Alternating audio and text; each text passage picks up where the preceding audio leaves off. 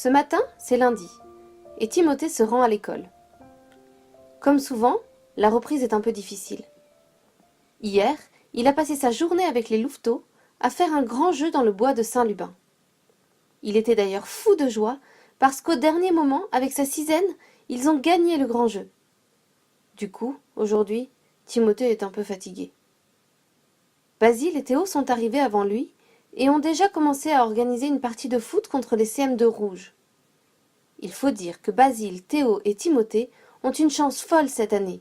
Ils se sont tous les trois retrouvés dans la classe de Madame Martin, la classe de CM2 bleu. Salut Tim, viens vite. On a besoin de toi comme gardien, on vient de commencer.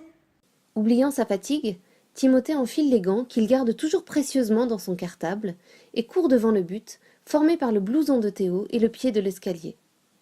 Mais ce matin, il a moins de chance qu'hier. Une faute d'inattention de Basile, une attaque bien coordonnée des rouges, et voilà que le ballon tape contre le mur, juste au-dessus de la tête de Tim, sans que celui-ci n'ait pu réagir. Les rouges sont au moins aussi heureux que lorsque la France a remporté la Coupe du monde de football. Basile interpelle Timothée. Attention Tim, qu'est-ce qui t'arrive? Tu n'es pas réveillé ce matin? Timothée retient un mouvement de colère. Il aime bien être gardien, et d'habitude il se débrouille plutôt bien, mais c'est vraiment un rôle ingrat. Personne ne pense à le féliciter après un arrêt spectaculaire. Au contraire, lorsqu'un attaquant marque un but, celui-ci attire l'attention et les félicitations. Avant que les équipes ne se replacent, la cloche sonne. Il faut arrêter la partie. Timothée récupère ses affaires pour se mettre en rang près de ses amis. Toujours contrarié, il fait semblant d'ignorer sa sœur Lucie qui s'est placée dans la file des CM1 rouges. Au moment où le silence commence à s'installer dans la cour bruyante, Théo chuchote à Timothée. En fait Tim, t'as fait quoi ce week-end? Moi je suis allée à Disneyland avec mes cousins, c'était génial. Un peu de silence, s'il vous plaît. La récréation est terminée. En disant cela, Madame Martin tourne les yeux vers les trois amis pour bien leur faire comprendre que c'est à eux qu'elle s'adresse. Il faut dire qu'ils sont bien gentils, mais parfois ils ont un peu de mal à rester calmes. La question de Théo a gêné Timothée. En fait, il n'a pas très envie de raconter sa journée avec les louveteaux. Il n'aimerait pas que Théo se moque de son uniforme ou de ses jeux, qui n'étaient certainement pas à la hauteur de Disneyland. Une fois, déjà, il n'avait pas voulu dire qu'il était allé à la première communion de sa cousine Maëlys. Il savait que Théo ne connaissait rien à tout ça, que dans sa famille on ne croyait pas en Dieu, et qu'à l'occasion on pouvait se moquer gentiment de l'Église.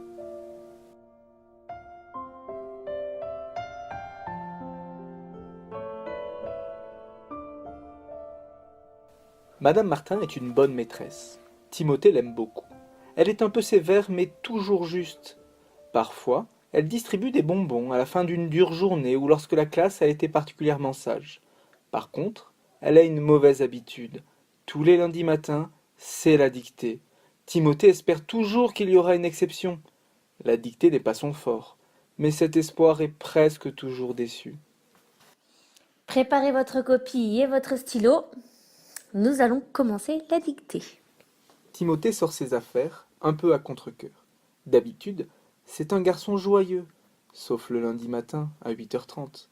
Et puis, il repense à son week-end. Il aurait tant aimé être resté avec les louveteaux. La dictée commence. Madame Martin dit d'une manière lente, avec ce ton si caractéristique. Ce matin, virgule, tous les enfants s'habillent et se préparent, virgule. Voyons, s'habille, il y a un ou deux ailes. Timothée est un peu perdu. Et il ne peut pas s'empêcher de penser à la récréation qui viendra après la dictée. Si Théo lui parle de Disneyland et lui demande ce qu'il a fait, qu'est-ce qu'il répondra? La dictée se poursuit, mais Tim n'y est pas vraiment. Encore une fois, la copie risque de ne pas être brillante. Mais peut-être que Madame Martin va perdre les copies, ou peut-être que, par un petit miracle, Dieu aura aidé Timothée à ne pas faire de faute. S'il y avait bien quelque chose de certain pour lui, c'est que Dieu pouvait l'aider. Il ne l'avait pas vérifié très souvent, surtout en ce qui concernait les dictées du lundi matin, mais Timothée avait une grande confiance en Dieu. De temps en temps, Il se demandait même si plus tard il ne voudrait pas être prêtre. Mais ça aussi, il n'en avait jamais parlé à personne. Il n'oserait jamais dire à ses copains qu'il y pensait. Si on lui demandait ce qu'il voulait faire plus tard, il répondait toujours footballeur professionnel, et même plus précisément gardien de but. Finalement, Théo n'a pas posé de questions à la récréation. La partie de foot interrompue par la cloche a pu reprendre normalement, et cette fois-ci les Bleus ont marqué 2 buts. Timothée, lui, a arrêté un penalty, ce dont il n'est pas peu fier. Malgré le but qu'il avait encaissé ce matin, c'était un gardien redoutable. Le reste de la journée se passe sans autre incident. Madame Martin les fait beaucoup travailler, mais comme Tim l'espérait, la journée se termine dans la joie avec une distribution de bonbons Haribo.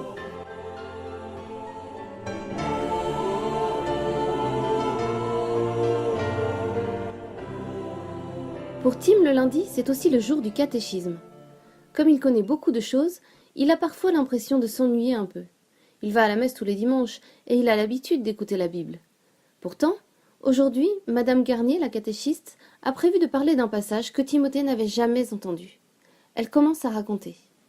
Lors de la Pentecôte, les apôtres ont reçu l'Esprit Saint et ont commencé à parler de Jésus. Juliette, assise au premier rang, lève la main. Madame, c'est quoi l'Esprit Saint? L'Esprit Saint, c'est la force de Dieu qui vient dans ton cœur et transforme ta vie. Juliette semble satisfaite de la réponse de Madame Garnier, mais Timothée reste songeur.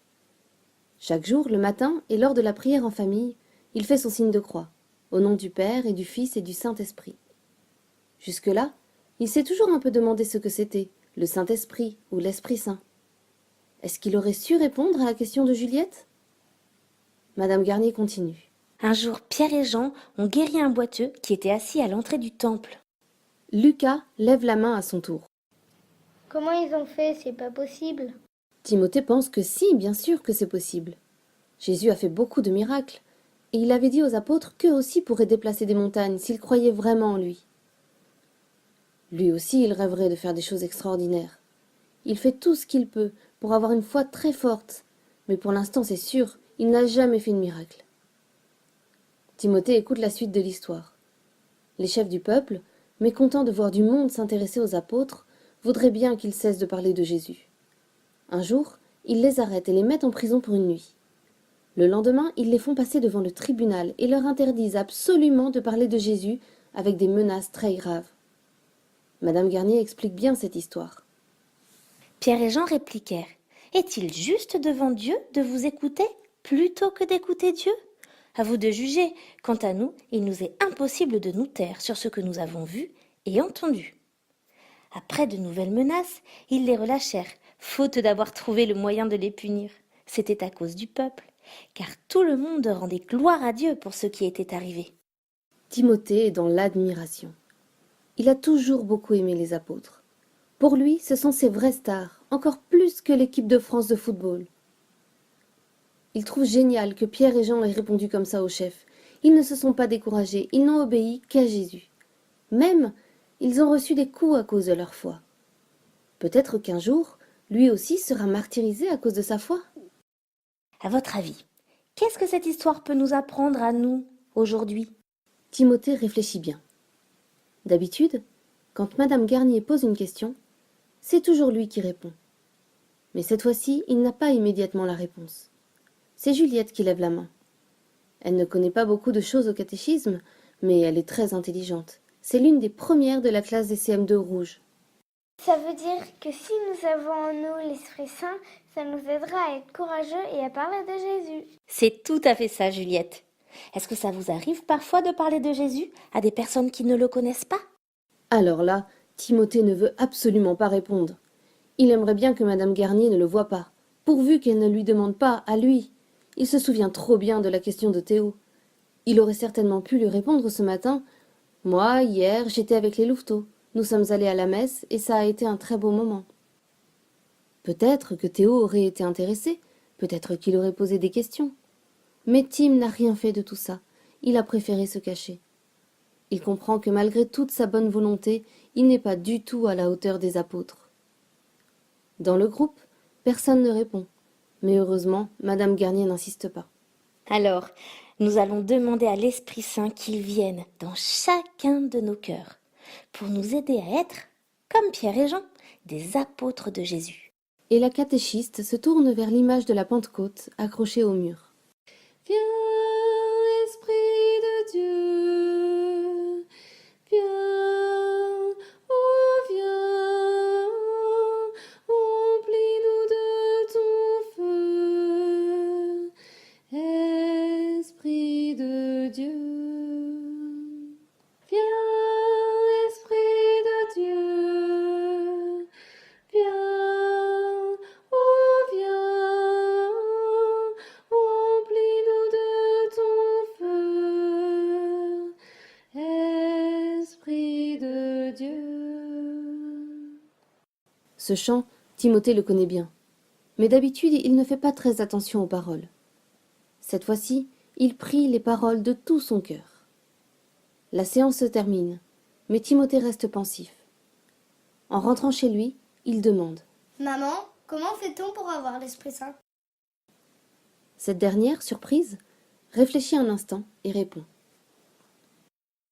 Tu sais, Tim, pour avoir l'Esprit Saint, il n'y a pas de recette miracle. D'abord, Dieu l'a mis dans ton cœur depuis ton baptême. Mais peut-être qu'il dort un peu en toi. Il faut alors que tu demandes à Dieu de réveiller l'Esprit Saint. Mais ça, c'est lui, Dieu, qui décide de le réveiller, quand il le veut et comme il le veut. La seule chose que tu peux faire, c'est dire à Dieu, dans ton cœur, que tu es disponible pour le recevoir.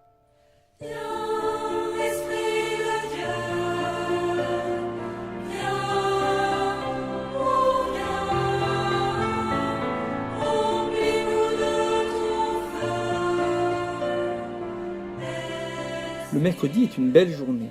Non seulement il n'y a pas école, mais c'est le jour de l'entraînement de foot. En plus, aujourd'hui, il fait beau. Depuis 2 jours, Timothée n'arrête pas de penser à cette affaire d'Esprit Saint, et il n'y comprend pas grand-chose. Il voudrait bien être rempli de l'Esprit Saint comme les apôtres, mais il a l'impression que ce n'est pas pour lui. Il ne sait pas comment faire. La réponse de sa maman ne l'a pas beaucoup aidé. La seule chose que tu peux faire, c'est dire à Dieu, dans ton cœur, que tu es disponible pour le recevoir.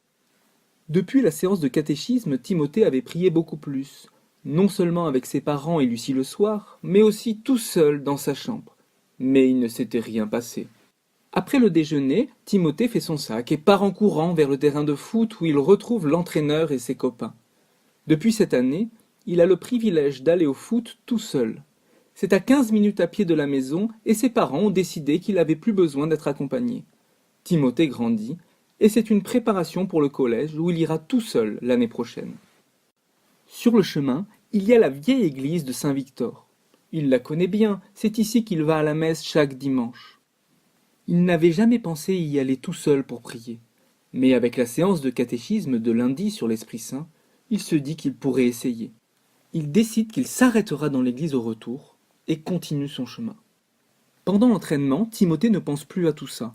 Il s'applique au contraire à bien faire chacun de ses mouvements. Il apprend quelques nouvelles techniques. C'est sûr, à la récréation, les rouges ne marqueront plus jamais. Très vite arrive la fin de l'entraînement. Tu restes avec nous, Tim? Lui dit Silvio. D'habitude, Tim reste encore un quart d'heure ou une demi-heure avec les copains pour continuer à jouer. Mais là, il se rappelle son projet.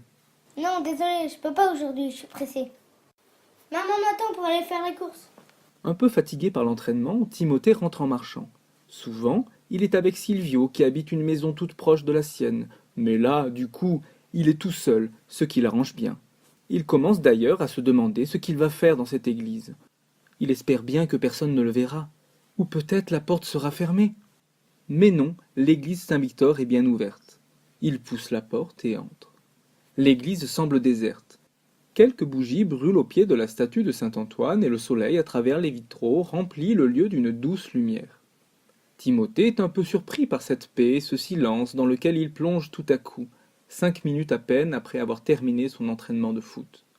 D'habitude, quand il vient ici, l'église est pleine des chants et des cris d'enfants. Là, on entend à peine les voitures au loin dans la rue. Timothée emprunte l'allée de droite qui conduit au tabernacle en dessous de la grande statue de Marie. Il s'agenouille sur le tapis et ferme les yeux. De tout son cœur, il dit cette petite prière qu'il s'est inventée depuis lundi soir. Seigneur, je te présente mon cœur. Si tu le veux et comme tu le veux. Donne-moi ton Esprit Saint pour que je puisse témoigner de toi et faire ta volonté. Plusieurs fois dans son cœur, Timothée redit cette phrase. Il ne se passe rien de particulier, mais il reçoit une grande paix. D'habitude, il est toujours plein d'énergie. Toute sa vie ressemble à un match de foot. Mais là, il est tout calme. Si l'un de ses copains lui proposait de venir jouer au foot, il répondrait certainement qu'il n'en a pas envie pour le moment. Il préfère garder la paix et le silence dans lequel il se trouve. Heureusement, il ne croise ni Silvio, ni aucun de ses copains en sortant de l'église. En rentrant à la maison, il a l'impression que quelque chose a changé dans son cœur, mais il ne voit pas du tout l'Esprit Saint. Il n'a pas l'impression qu'il pourrait faire des miracles, et il n'a pas plus envie de parler de Jésus que la veille.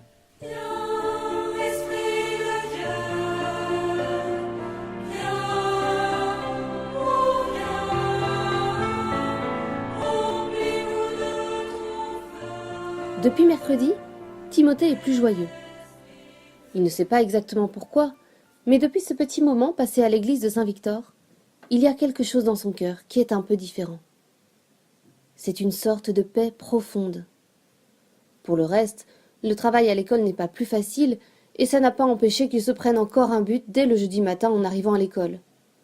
Mais il a l'impression que Dieu est près de lui et qu'il frappe à la porte de son cœur. Timothée est quand même un peu gêné à l'école à chaque fois qu'il voit Théo, et ça arrive bien souvent. Avec Basile, Théo est son meilleur ami. Timothée ne peut pas s'empêcher de penser à la question de lundi matin. Est-ce qu'il se sentirait capable de parler des louveteaux, ou de la messe, ou de la prière, ou simplement de l'importance de Dieu pour lui? Il a l'impression de ne pas être du tout prêt pour ça. La semaine suivante se passe à peu près de la même manière. Mais suite à la visite à Saint-Victor et à toutes ces questions, Timothée prie davantage. Il prend chaque jour des petits moments dans sa chambre pour parler à Dieu avec la prière qu'il s'était faite. Seigneur, je te présente mon cœur. Si tu le veux et comme tu le veux. Donne-moi ton Esprit Saint pour que je puisse témoigner de toi et faire ta volonté. Ce sont ses moments à lui, en intimité avec Dieu. Le vendredi soir, comme tous les vendredis, papa termine le travail plus tôt et c'est lui qui vient chercher Timothée et Lucie à l'école sans qu'ils aient besoin d'aller à l'étude. C'est déjà une petite fête. Timothée descend le premier de la voiture pour entrer dans la maison.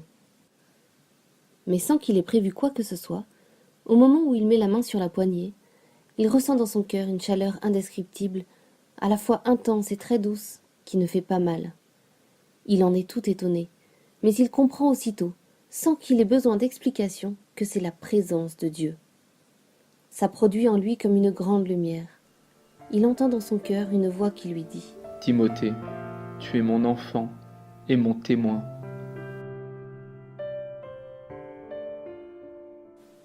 Cette phrase se grave dans son cœur. C'est comme si elle se répétait plusieurs fois. Qu'est-ce que cela veut dire, mon enfant et mon témoin? Rapidement, Timothée monte l'escalier pour aller dans sa chambre. Lucie et papa sont partis vers la cuisine. Une fois là-haut, la parole résonne encore. Son cœur bat très vite. Il repense à tout ce qui s'est passé les dernières semaines. La sortie de Louveteau, la question de Théo, les apôtres dont Madame Garnier a parlé au catéchisme, l'église Saint-Victor. C'est comme si tous les morceaux d'un puzzle venaient s'ajuster dans la tête et dans le cœur de Timothée. Oui, lui, Timothée, est un enfant de Dieu. Et il comprend que maintenant, Dieu lui donne la force de l'Esprit Saint pour être un témoin comme les apôtres. Jamais Dieu ne lui est apparu aussi proche qu'à ce moment-là. Progressivement, cette impression forte de chaleur et de lumière s'estompe et s'adoucit. La parole entendue reste gravée dans son cœur. Intérieurement, Timothée répond. Merci Seigneur, je sais que tu es là. Je t'offre ma vie pour être toujours disponible à ton Esprit Saint et faire ta volonté. Lorsque Timothée redescend dans la cuisine, Lucie a déjà commencé à préparer la pâte à crêpes avec son papa. Dans la famille de Timothée et Lucie, c'est une sorte de tradition. Le vendredi, à la fin de la semaine, habituellement, c'est repas crêpes. C'est l'occasion pour toute la famille de prendre un bon moment ensemble, d'autant plus qu'après le repas, on fait un jeu de société. Aujourd'hui, c'est justement au tour de Timothée de choisir. Quelle joie pour Timothée! Il vient de recevoir le cadeau de l'Esprit Saint, et maintenant il comprend à quel point sa famille est aussi un cadeau.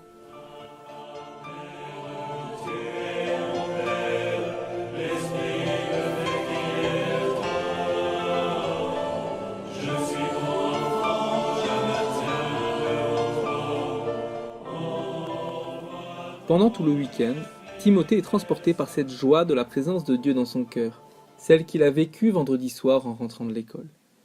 Jamais il n'a été aussi joyeux. Avec son papa, il travaille dans le jardin où il y a beaucoup à faire en ce début de printemps. C'est un peu pénible d'arracher les mauvaises herbes, mais ça ne coûte pas du tout à Timothée. Il le fait même avec joie. Son papa en est d'ailleurs étonné. D'où vient cette joie de Timothée? Avec délicatesse, il ne dit rien. Mais il a une petite idée sur la question. Surtout, pendant toute la journée du samedi, Timothée attend la messe du lendemain. Contrairement à d'autres enfants, il n'a jamais vraiment rechigné pour aller à la messe. Parfois, c'est vrai, il préférerait rester à la maison, et assez souvent, il a l'impression de s'embêter un peu. Mais cette fois, Timothée voit les choses différemment. Je vais pouvoir retourner à Saint-Victor, retrouver Jésus et recevoir à nouveau l'Esprit Saint. Il comprend que la messe est un moment où Jésus va le recharger, comme on recharge un téléphone portable. Cela va lui permettre de vivre à nouveau ce temps fort de vendredi. Au cours de la messe, il ne se passe rien d'extraordinaire. Simplement, Timothée est plus recueilli et plus attentif que d'habitude. D'ailleurs, il n'a pas besoin de se forcer. Il est simplement content d'être là, comme si avant il allait à la messe un peu par obligation, alors qu'aujourd'hui, il est venu volontairement. Au moment de communier, Timothée a particulièrement conscience de recevoir Dieu qui vient habiter en lui. Il se souvient de la parole de Dieu. Timothée, tu es mon enfant et mon témoin. Le lendemain, c'est à nouveau le lundi fatidique. Non seulement le jour de la dictée, mais surtout le jour où Timothée risque d'être interrogé sur les activités du week-end. En arrivant à l'école, il cherche les gants dans son cartable, mais Basile intervient aussitôt.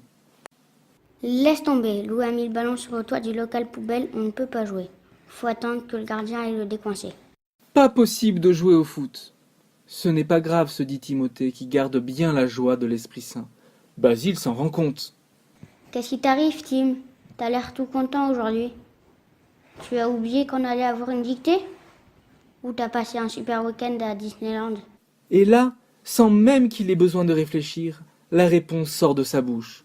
Oh non, un week-end tout simple. Je suis restée avec mes parents et ma sœur. Je suis allée à la messe, c'était un très bon moment. Ça m'a regonflé pour toute la semaine. Timothée en est lui-même tout étonné. C'est comme si les mots étaient venus d'au-delà de lui-même, un peu comme une force invisible au fond de lui. Mais ce n'est sans doute pas si étonnant. Si l'Esprit Saint est bien présent en lui, alors très certainement, il peut parler à travers lui.